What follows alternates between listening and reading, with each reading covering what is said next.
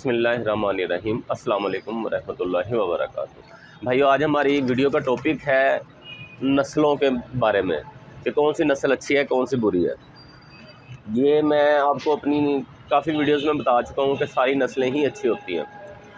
अक्सर ना उस्तादों से सुना जाता है, जिन लोगों को इल्म नहीं है, पता नहीं है कबूतरों के बारे में। अब उनके पास एक जौंसरे उड़े हैं, किसी के पास जौंसरे उड़े हैं, किसी के पास गोल्डन उड़े हैं, किसी के पास डब वाले उड़े हैं। अब वो क्या, ये बात उन्होंने ठप्पा लगा दिया हुआ है, स्टैंप लगा दी हुई है कि भाई ये नस्ल उड़ती है और दूसरी कोई नहीं उड़ती। जिसके पास जौंसरे उड़े हैं उसने स्टैंप लगा दिया जौंसरे उड़ते हैं, उसके अलावा कोई नहीं उड़ता। जिसके पास डब वाले उड़े हैं उसने स्टैंप लगा दी हुई है डब वाले उड़ते हैं, उसके अलावा कोई नहीं उड़ता। और ऐसा कतई नहीं है। अगर ऐसा होता तो जो आपके पास, फ़र्ज़ करें आपके पास तजर्बा हुआ है जौंसरों का कि आपके पास जौंसरे उड़ते हैं, तो जिस दूसरे के पास गोल्डन उड़ रहे हैं फिर वो झूठ बोल रहा है। तो यहाँ वो झूठ बोल रहा है, वो जिसके पास गोल्डन उड़े हैं वो कह रहा है जी गोल्डन ही उड़ते हैं, बाकी कोई नहीं उड़ता। फिर यहाँ तो वो झूठ बोल रहा है, यहाँ आप झूठ बोल रहे हैं। तो ऐसा कतई नहीं है, नस्लें सारी ही उड़ती हैं। सारी नस्लें बहुत अच्छी होती हैं अगर उनकी सिलेक्शन अच्छी हो जाए। अब नस्लों में बिगाड़ तो आया हुआ है। मैंने अपने जोड़ों वाली वीडियो में भी बताया था कि नस्लों में बिगाड़ की वजह से आगे जोड़ों में ताव नहीं बैठता, बच्चे नहीं उड़ते, जिसकी वजह से हम कहते हैं जी नस्ल ही ख़राब है। और हमें ये नहीं पता होता कि प्योर नस्ल का जानवर कैसा होता है।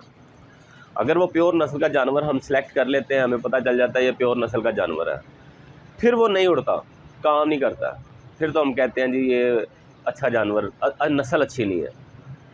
हालांकि इस बात को हम ये नहीं कह सकते कि ये नस्ल अच्छी नहीं है। जिस उस्ताद ने जिन उस्तादों ने नस्लें बनाई हैं वो बानी है कबूतरबाजी के, कबूतर परवरी के। और वो कबूतर को ऐसे समझते थे जैसे उन्होंने एक किताब लिखी हो, एक एक लफ्ज़ उन्होंने लिखा हो, ऐसे कबूतर को समझते थे। और उन्होंने एक नस्ल तैयार की और उस नस्ल तैयार करने में उनकी ज़िंदगी लग गई, या 10, 15, 20 साल लग गए। तो अब उसके बाद हम कहते हैं जी ये नस्ल नहीं उड़ती। कबूतरों में दो बेसिक चीज़ें होती हैं, एक कबूतर का उड़ना, एक कबूतर का वापस आना। कोई भी नस्ल ले लें, हर नस्ल में ये दो चीज़ उस्ताद लाजमी रखते हैं। ऐसा हो ही नहीं सकता कि किसी नस्ल में उस्ताद ने किया हो कि चलो वापस ना भी आए, खैर है बस उड़ ले, ऐसा हो ही नहीं सकता। जिसने भी एक चीज़ बनाई है, एक नस्ल तैयार की है, उसने ये दो चीज़ें तो लाजमी इसके अंदर रखी हैं, क्योंकि ये दो चीज़ें नेसेसरी हैं, रिक्वायरमेंट है परिंदे की या मालिक की रिक्वायरमेंट है। तो जिन उस्तादों को, दोस्तों को, भाइयों को पता नहीं होता है, तफसील के साथ नहीं पता होता है या डिटेल नहीं पता होती है, वो बस फुल स्टॉप लगा के बैठ जाते हैं जी मेरे पास फ़लानी नस्ल उड़ी है और बस यही उड़ते हैं, उसके अलावा उड़ते ही कोई नहीं है। या मतलब अपने पास नहीं भी उड़े, किसी और के पास देख लिए और उसके पास एक नस्ल उड़ रही है तो उसने उस पर स्टैम्प लगा देनी कि यार वो ही नस्ल अच्छी है, टैडी अच्छी है, उसके पास उड़ रही है, सेबे वाले अच्छे हैं उसके पास उड़ रहे हैं। हालांकि सेबे वाली कोई नस्ल नहीं है, सेबे वाला एक लक़ब है, ख़िताब है, नाम दिया हुआ है कबूतर को। बेसिकली बेस जो है इनकी 3 नस्लें हैं, लाल, काले, सफ़ेद। बेसिकली 3 नस्लें हैं।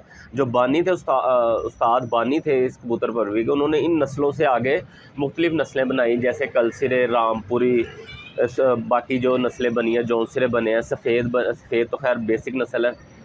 इस तरह चीने, हरे चीने, ये चीज़ें इन्होंने बनाई, जो जिन बानियों ने बनाई, जिन उस्तादों ने बनाई, उन्होंने इन्हीं 3 नस्लों से बनाई। तो अब वो उन्होंने जब वो आगे नस्लें बनाई, वो भी एक मुकम्मल मॉडल बनाया उन्होंने। वो उड़ते थे, शाम तक घर आते थे, घर छोड़ते नहीं थे, गिरते नहीं थे।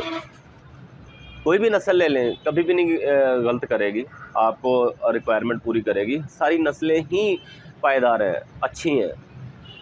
कोई भी नस्ल ऐसी नहीं है कि जिसको हम कह रहे हैं कि यार ये फजूल नस्ल है।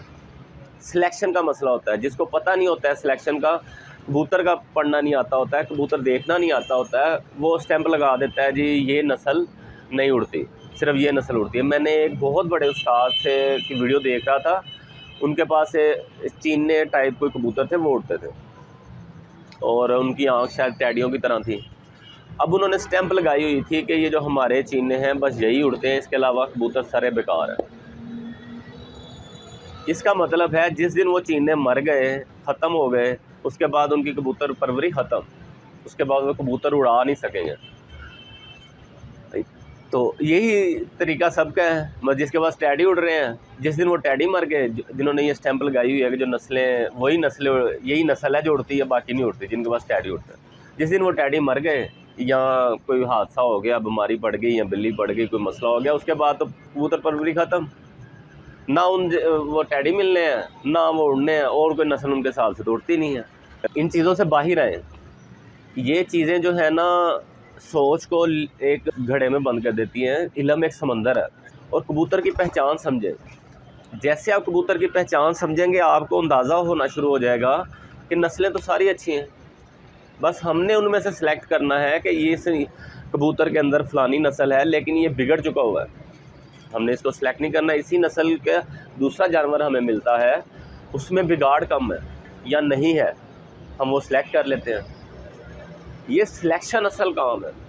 आपने अगर कबूतर अच्छा सिलेक्ट कर लिया, अच्छा उसको मतलब सिलेक्ट करने के बाद जो आगे चीज़ें वो चलती रहेंगी, मेंटेन रखना, उसकी नस्ल बनाना, उसको चलाना, उसका जोड़ा बनाना। लेकिन असल काम कबूतर को पढ़ना है, कबूतर को समझना है, कबूतर की सिलेक्शन है वो। और ये बातें जहन से निकाल दें बराए मेहरबानी के फ़लानी नस्ल उड़ती है, फ़लानी नहीं उड़ती। सारी नस्लें ही उड़ती हैं। जिसके पास जो नस्ल उड़ी हुई है, जो तजर्बा हुआ है, वो उसने उसी पर फुल स्टॉप लगा के वो बैठ गया कि इसके अलावा कोई कबूतर नहीं उड़ता, सारे ही उड़ते हैं। और जो नस्ल आपके पास उड़ रही है, वो दूसरे के पास क्यों नहीं उड़ती? अगर वही नस्ल उड़ती है तो दूसरे के पास तो वो दूसरी नस्ल उड़ रही है। तो इसका मतलब है कि ये पुख्ता बातें नहीं है, ये सिर्फ़ एक असेसमेंट है, अपना एक अंदाज़ा है। ये सिर्फ मेरा अपना एक तजर्बा है कि मेरे पास ये नस्ल उड़ रही है, तो मैं कहूँगा बस यही नस्ल है, बाकी सब बेकार है। बहरहाल इन चीज़ों से बाहर आएँ, कबूतर पढ़ना सीखें, कबूतर समझना सीखें, कबूतर को देखना सीखें। तो अगली वीडियो में मुलाकात होती है। जो नए भाई हैं चैनल पे, वो सब्सक्राइब कर दें काइंडली। जो पुराने हैं, उनका जिन्होंने सब्सक्राइब किया हुआ है, उनके लिए बहुत शुक्रिया, थैंक यू। इजाज़त दें, अल्लाह हाफ़िज़, अस्सलाम वालेकुम व रहमतुल्लाहि व बरकातहू।